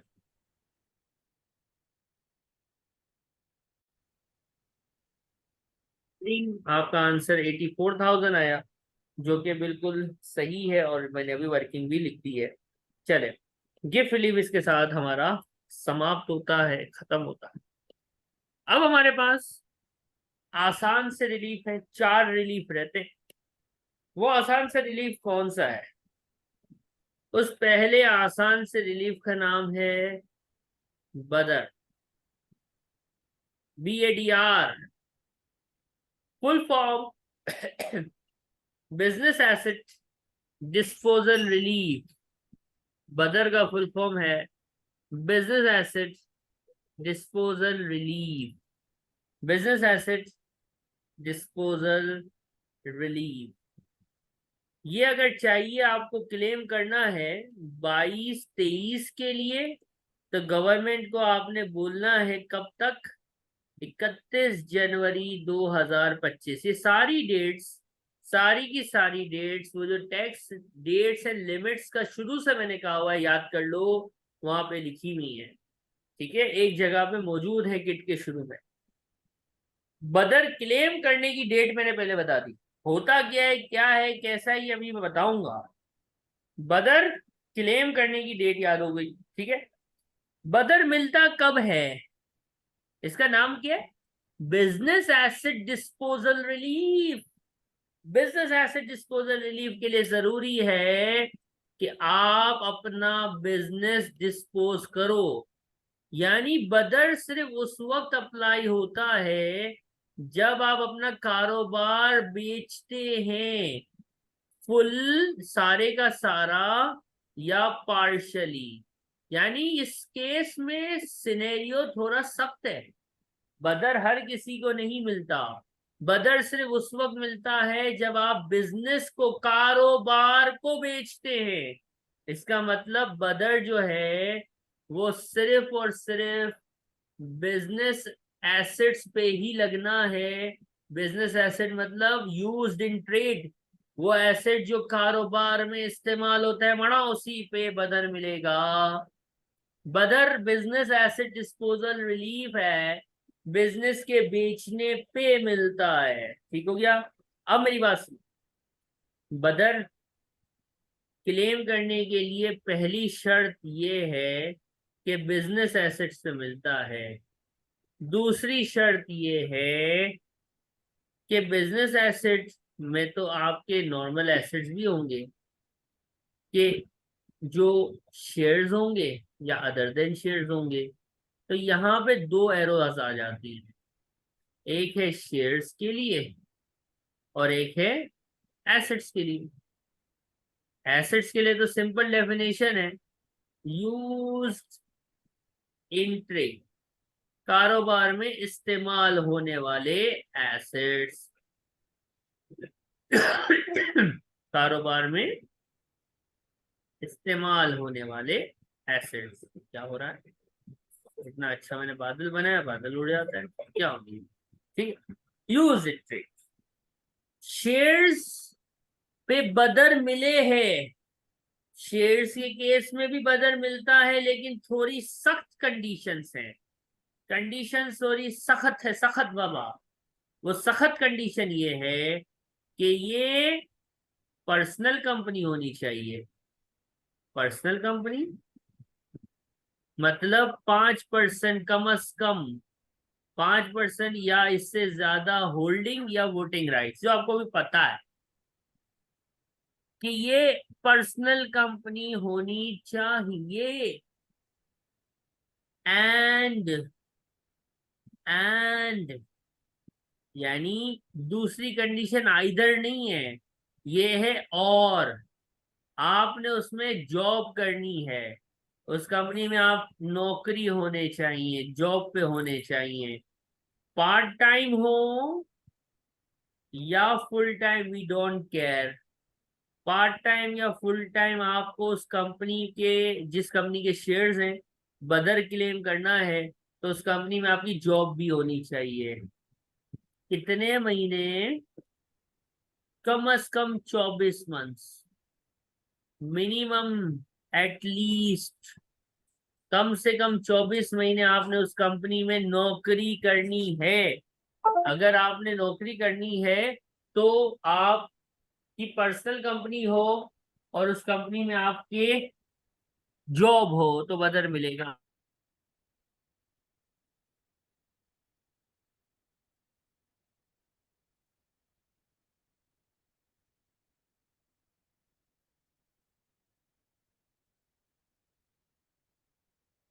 तो ये दोनों कंडीशंस मीट होनी चाहिए।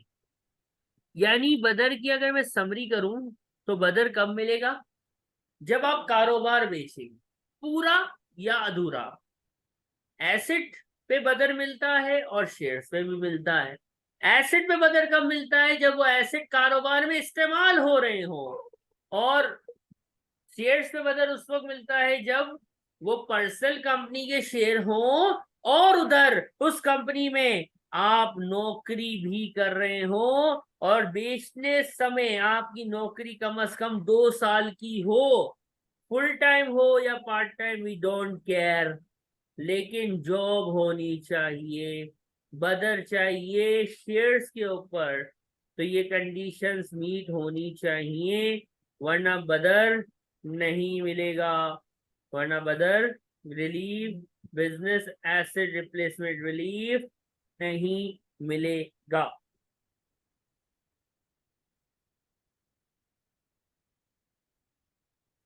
बिजनेस एसेट नहीं मिलेगा। ठीक है, दानियाल कोई सवाल।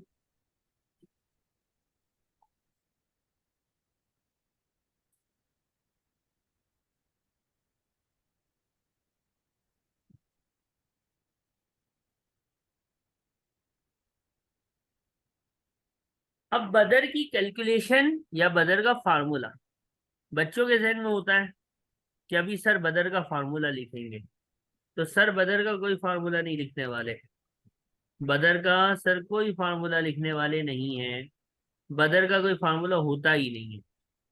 बदर कैसे होता है ये मैं बोल के नहीं बताऊंगा, मैं करके दिखाऊंगा। आप करके देखेंगे आपको ज्यादा समझ आएगा। ये कंडीशंस जहन में रखना। ये क्वेश्चन है, बदर का क्वेश्चन हमेशा इस तरह का बड़ा सा डरावना क्वेश्चन होगा, लेकिन इसमें कुछ भी नहीं है, बहुत आसान होता है।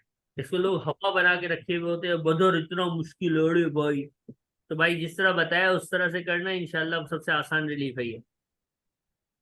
मैं पढ़ता हूँ। आपको पता कैसे चलेगा? बदर मिलेगा, बिजनेस बेच दिया, बस कारोबार बेचा। तो पता है क्या करना? आप करना ये कि आप दो कॉलम बना लेना, गेन क्वालिफाइंग फॉर बदर। मैंने क्वेश्चन पढ़ा भी नहीं अभी तक, मैंने सिर्फ देखा बिजनेस बेचा है, तो मैंने दो कॉलम बना दिए, गेन क्वालिफाइंग फॉर बदर and not qualifying for business asset disposal relief. दो कॉलम बना दिए भाई, जबरदस्त काम कर दिया। अब पढ़ता हूं मैं क्वेश्चन। बिजनेस बेचा, फैक्ट्री बेची, गुडविल बेची, वेयरहाउस बेचा, कमर्शियल क्या बेचा? Investment property. अच्छा अच्छा।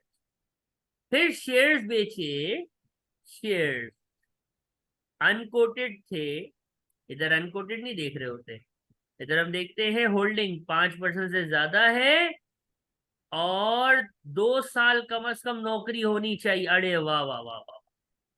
और इसके बाद कुछ लॉसेस वॉसेस बता दिए हैं और कह रही है बदर शदर क्लेम नहीं किया है, पता नहीं क्या है।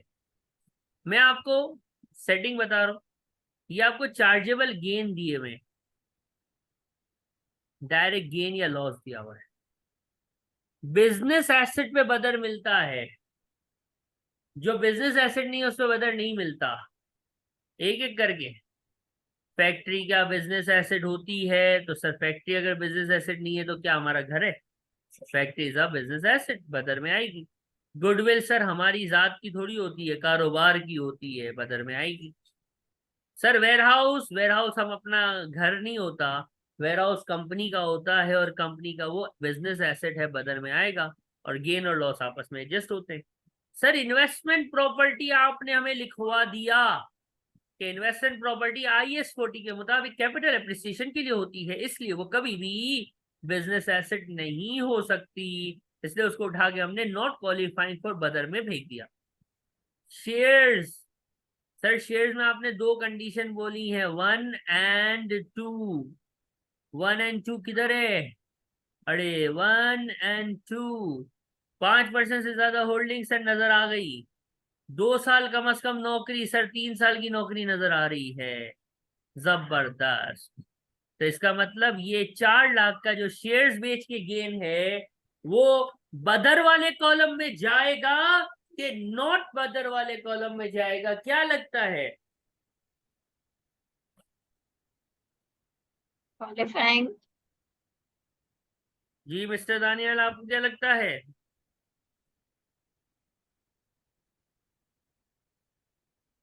बेहतरीन हो गया, दोनों ने सही बताया। अब इसका मारो टोटल अच्छे बच्चों की तरह।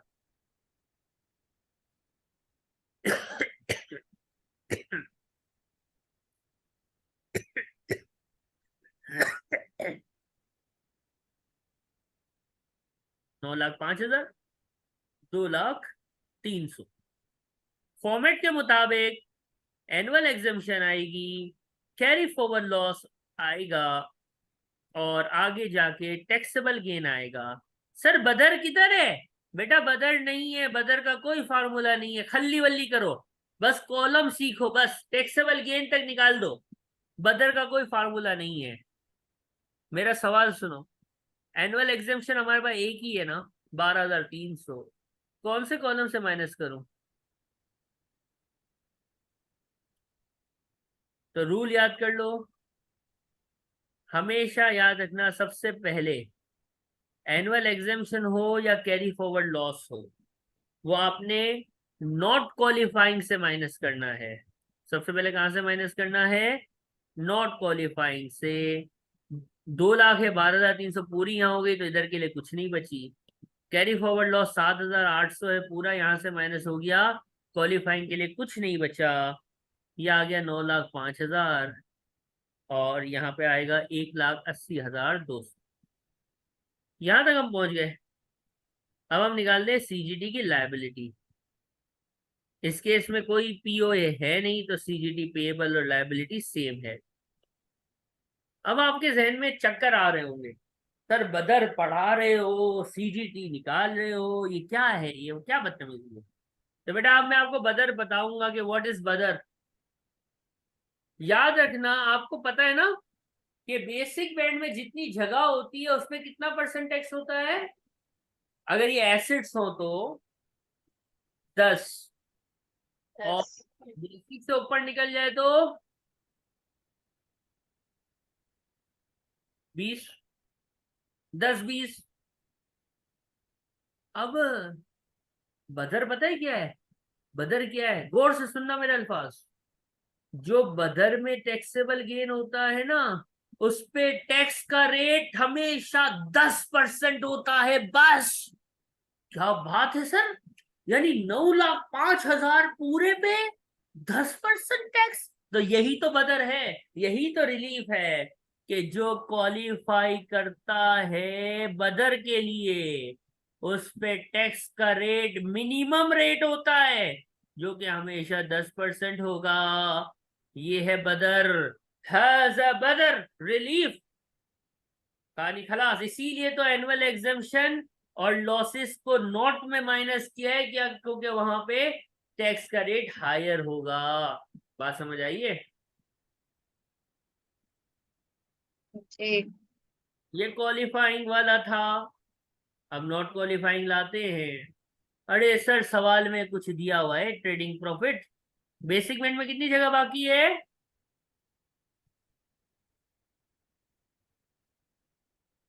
37,700 माइनस, अब ये ट्रेडिंग प्रॉफिट है सर, तो पर्सनल अराउंड 12,300 माइनस होगा सर। फिर हमारे पास टैक्सेबल इनकम आएगी सर। 37,700 से टैक्सेबल इनकम माइनस करेंगे सर, तो एक अमाउंट आएगी सर जिसको हम कहेंगे कि इतना अवेलेबल है बेसिक बैंड में। कितना अवेलेबल है?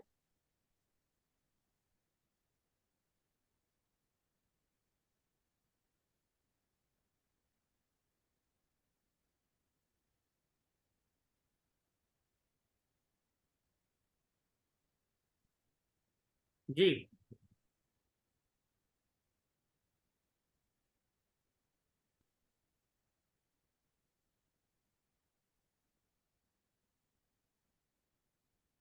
बेसिक बैंड कितना अवेलेबल है?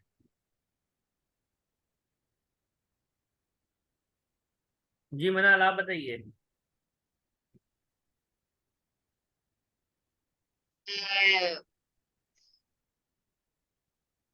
आपकी आवाज कट गई, दोबारा बोलिए। मैं याद नहीं आ रहा, मैं समझ में नहीं आया। देखिए, हम क्या करते थे, 37,700 था, ये बेसिक बैंड था। हाँ।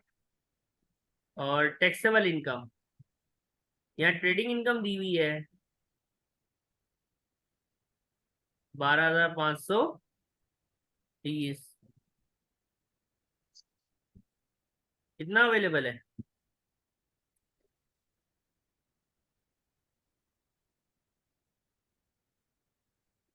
नहीं। 17,600 है ना?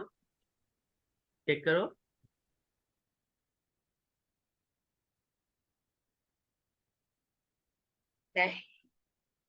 6580 है। जी, क्या? दोबारा कहिए। सर जो माइनस हो रहा है वो है कितना है? 31,120 और अवेलेबल आ रहा है 6580। हाँ, 6580। चेक कर लो भाई।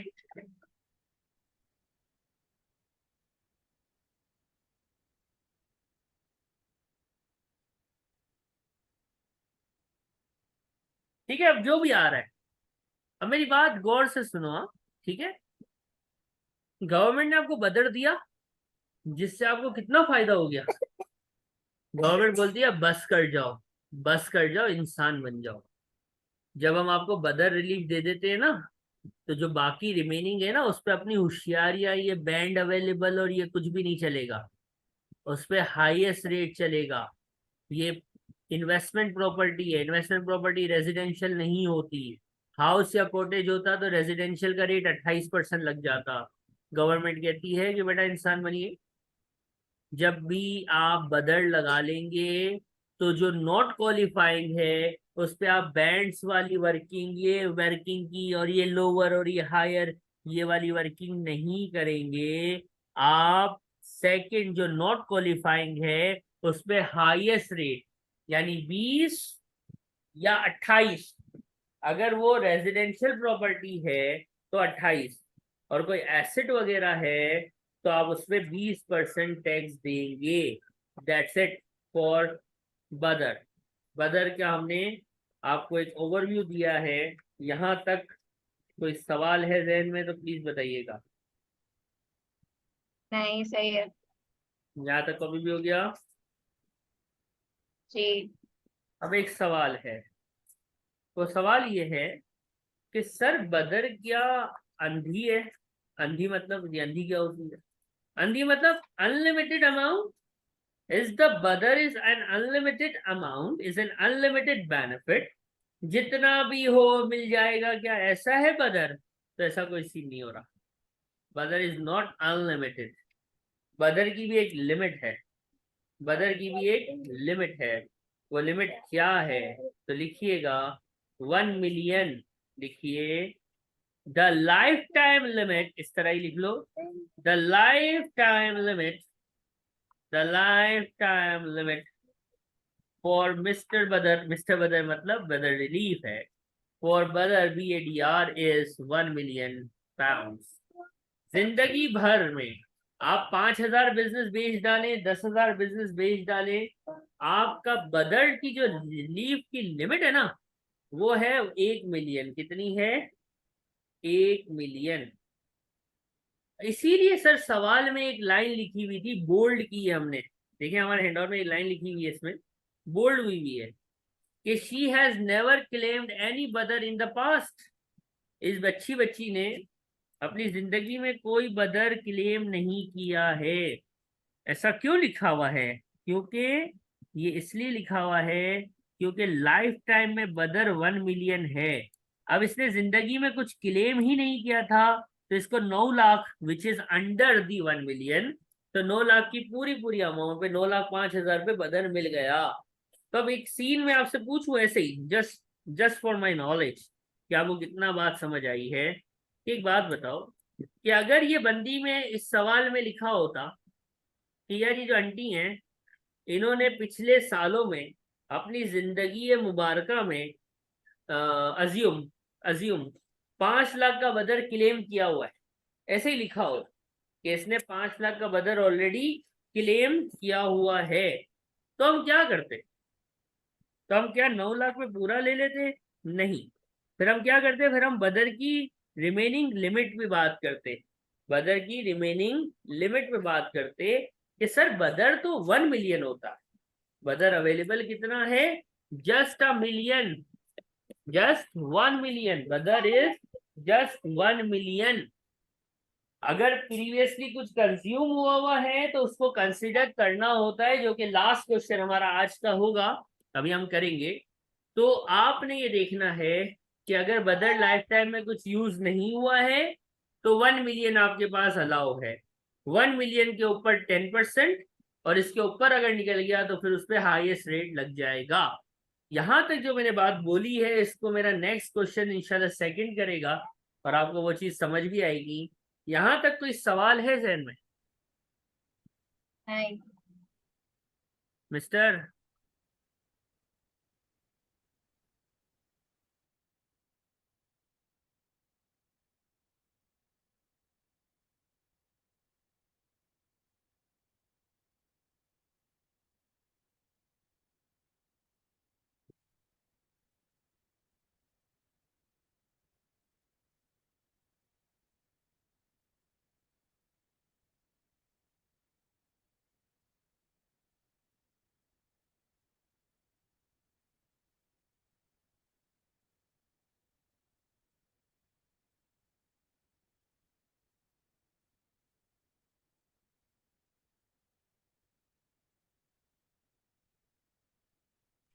अब क्वेश्चन है लूखा, इसको जरा आप रीड करो प्लीज, रीड कीजिए।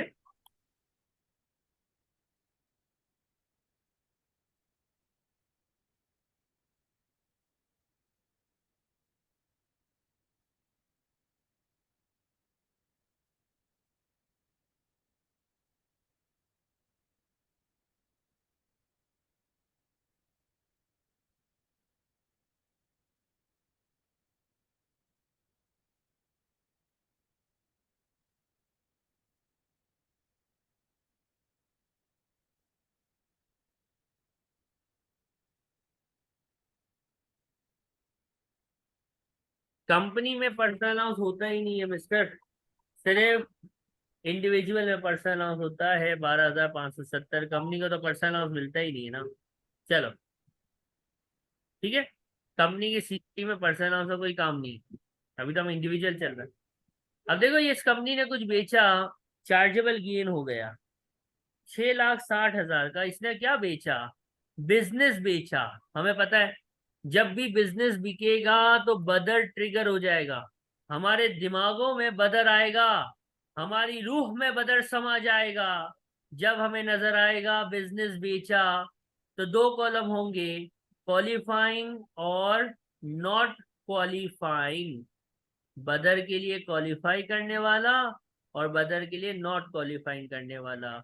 बिजनेस बेचा है तो बिजनेस बेचना, बिजनेस बेचने के गेन हुआ है मतलब बिजनेस के एसेट्स का गेन है, ये तो सीधा सीधा बदर के लिए क्वालिफाई कर रहा है। आगे क्या है? आगे है पिछले सालों में इसने बदर क्लेम किया हुआ है, अब ये तो आखिरी में काम आएगा ना। फिर इसने एक घर बेचा है, हॉलीडे हाउस। हॉलीडे हाउस छुट्टी मनाने का घर, क्या ये बिजनेस एसेट होता है?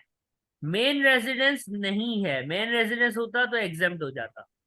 तो छुट्टी मनाने का घर बिजनेस एसेट तो नहीं होता, तो इसका गेन जो है ये आ गया यहाँ पे 21,200। और कुछ नहीं है, टैक्सेबल इनकम भी दी हुई है। अब बात समझना, और कोई गेन नहीं है। हमने टोटल किया, मैंने बताया आपको एनुअल एग्जेम्पशन पहले कहाँ से माइनस होगी, कैरी फॉरवर्ड लॉस होगा तो कहाँ से होगा? तो कैरी फॉरवर्ड लॉस तो इस सवाल में नजर नहीं आ रहा। एनुअल एग्जाम्पशन नॉट क्वालिफाइंग से हम माइनस करते हैं, जो मेरा रूल है, तो मैंने कर दिया, तो मैंने कर दिया। ठीक है, आंसर क्या आएगा इसका? 8,900। और ये मेरे पास आ गया टैक्सेबल गेन। अब टैक्स लगाना है, सुनो, टैक्स लगाना है। हमें पता है क्वालिफाइंग पे और नॉट क्वालिफाइंग पे। बड़ा ध्यान से समझना, बड़ा ध्यान से समझना।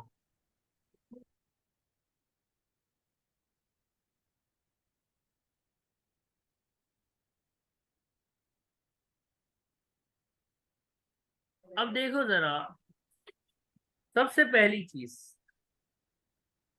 हम क्या करें, हमें ये पता है कि बदर की जो लिमिट है ना, BADR की जो लिमिट है वो है 1 मिलियन। BADR की लिमिट है 1 मिलियन। दानियाल, यूज कितनी हुई है ये हमेशा क्वेश्चन में बताएगा। पिछले सवाल में लिखा था कुछ भी यूज नहीं हुई, तो मैंने ये ग्रीन कलर वाली वर्किंग की ही नहीं थी। इसमें लिखा है 4 लाख यूज हो गई है, तो अवेलेबल कितनी हुई? 6 लाख अवेलेबल। अब मेरे पास जो क्वालिफाई कर रहा है बदर के लिए वो है 660, तो भाई बदर में अवेलेबल ही 6 लाख की जगह है। 10% लग गया, 60,000 मेरे पास गेन आ गया। और जो 60,000 ऑन टॉप ऑफ इट है, ऑब्वियसली वो हायर की तरफ चला जाएगा, यानी 1020, राइट। ये पॉइंट जो ग्रीन कलर से लिखा गया है, इसमें दानियाल मनाल कोई सवाल है तो बताइएगा। नहीं। जी मिस्टर। अब जो नॉट क्वालिफाइंग है उस पे हाईएस्ट रेट लगना है, या तो 20 लगना है या तो 28। सर ये लाइन फजूल है, तो जी हाँ, जब बदल लग गया तो खत्म, अगले वाला हाईएस्ट पे ही जाएगा। ये जो चीज है मेरे दोस्तों, ये जो जो नॉन क्वालिफाइंग में आइटम आ रही है, इस आइटम का क्या नाम है? अरे बाबा ये घर है, अरे साईं हाजा घर, घर में रहते हैं ना, घर इज रहने वाली जगह, रेजिडेंशियल। सर क्या ये जरूरी नहीं है कि रेजिडेंशियल प्रॉपर्टी की स्पेलिंग वाली? नहीं, कॉटेज हो सकता है, हाउस हो सकता है, घर हो सकता है, फ्लैट हो सकता है, रहने की जगह 18-28, तो ये घर है, तो हाईएस्ट इसका 28। Answer is 2492।